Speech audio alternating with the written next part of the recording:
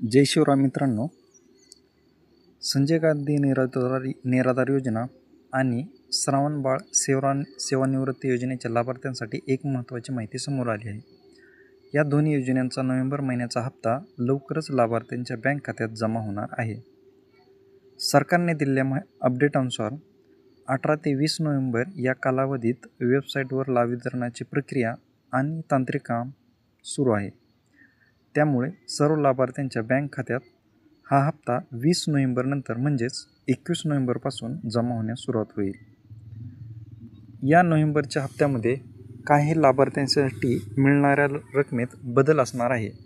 जे लाभार्थी सामान्य रेग्युलर श्रेणीत येतात आणि अपंग नाहीत त्यांना नेहमीप्रमाणे प्रति महिना 1,500 रुपये मिळतील.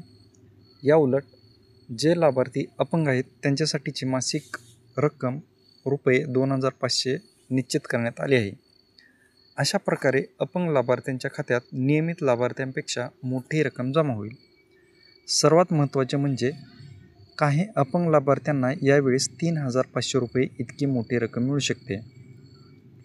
असे लाभार्थी ज्यांना मागील वेळी अपेक्षानुसार रुपये 2,500 ऐवजी केवळ 1,500 रुपये मिळाले होते त्यांना या हप्त्यात मागील 1,000 रुपयांची प्रलंबित रक्कम आणि चालू महिन्याचे 2,500 रुपये असे मिळून एकूण 3,500 रुपये जमा होतील. ही माहिती विशेषतः अपंग व्यक्ती आणि निराधार व्यक्तींसाठी महत्त्वपूर्ण आहे.